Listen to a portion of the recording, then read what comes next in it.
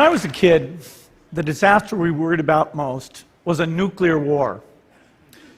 That's why we had a barrel like this down in our basement, filled with cans of food and water.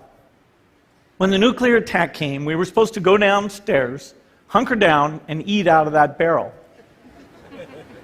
Today, the greatest risk of global catastrophe doesn't look like this. Instead, it looks like this. If anything kills over 10 million people in the next few decades, it's most likely to be a highly infectious virus rather than a war. Not missiles, but microbes. Now, part of the reason for this is that we have invested a huge amount in nuclear deterrence, but we've actually invested very little in a system to stop an epidemic. We're not ready for the next epidemic. Let's look at Ebola. I'm sure all of you read about it in the newspaper. Lots of tough challenges. I followed it carefully through the case analysis tools we use to track polio eradication. And as you look at what went on, the problem wasn't that there was a system that didn't work well enough. The problem was that we didn't have a system at all. In fact, there are some pretty obvious key missing pieces. We didn't have a group of epidemiologists ready to go who would have gone, seen what the disease was, see how far it had spread. The case reports came in on paper.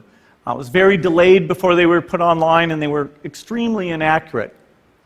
We didn't have a medical team ready to go. We didn't have a way of preparing people. Now, Médecins Sans Frontières did a great job orchestrating volunteers, but even so, we were far slower than we should have been getting the thousands of workers into these countries. And a large epidemic would require us to have hundreds of thousands of workers. There was no one there to look at treatment approaches, no one to look at the diagnostics, no one to figure out what tools should be used. As an example, we could have taken the blood of survivors, processed it, and put that plasma back in people to protect them. But that was never tried.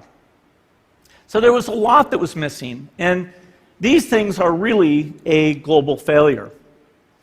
The WHO is funded to monitor epidemics, but not to do these things I talked about. Now in the movies, it's quite different. There's a group of handsome epidemiologists ready to go. They move in, they save the day, but that's just pure Hollywood. The failure to prepare could allow the next epidemic to be dramatically more devastating than Ebola. Let's look at the progression of Ebola over this year. About 10,000 people died, and nearly all were in the 3 West African countries.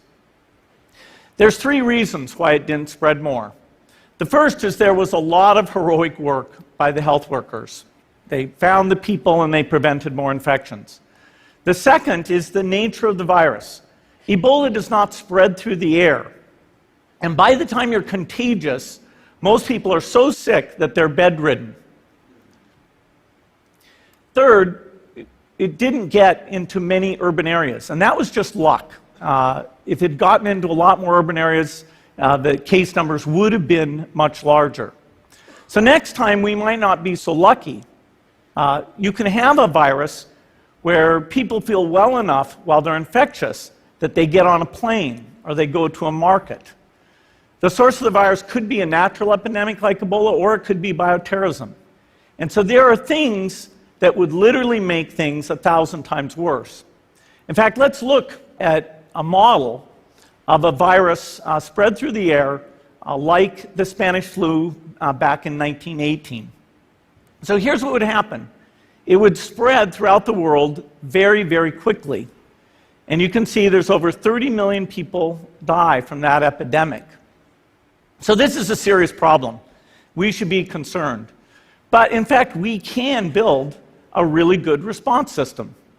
We have the benefits of all the science and technology that we talk about here. We've got cell phones to get information from the public and get information out to them. We have satellite maps where we can see where people are and where they're moving.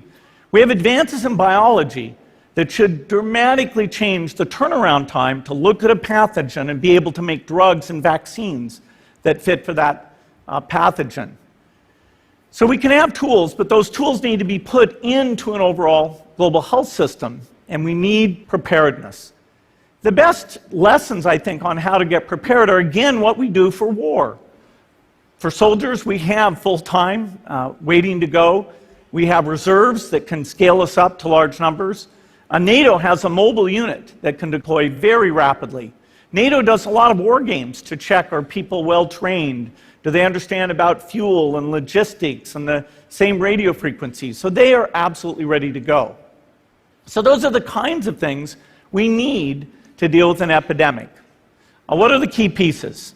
First is we need strong health systems in poor countries. That's where mothers can give birth safely, kids can get all their vaccines, but also where we'll see the outbreak very early on. We need a medical reserve corps, lots of people who've got the training and background who are ready to go with the expertise. And then we need to pair those medical people with the military, taking advantage of the military's ability to move fast, do logistics, and secure areas. We need to do simulations, germ games, not war games, so that we see where the holes are.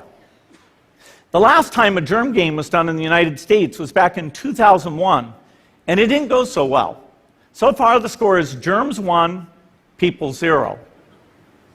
Finally, we need lots of advanced R&D in areas of vaccines and diagnostics. There are some big breakthroughs, like adeno-associated virus, that could work very, very quickly. Now, I don't have an exact budget for what this would cost, but I'm quite sure it's very modest compared to the potential harm. The World Bank estimates that if we have a worldwide flu epidemic, global wealth will go down by over $3 trillion, and we'd have millions and millions of deaths. These investments offer significant benefits beyond just being ready for the epidemic. The primary health care, the R&D, those things would reduce global health equity and make the world more just as well as more safe. So I think this should absolutely be a priority. There's no need to panic. We don't have to hoard cans of spaghetti or go down into the basement. But we need to get going because time is not on our side. In fact, if there's one positive thing that can come out of the Ebola epidemic, it's that it can serve as an early warning, a wake-up call to get ready. If we start now, we can be ready for the next epidemic. Thank you.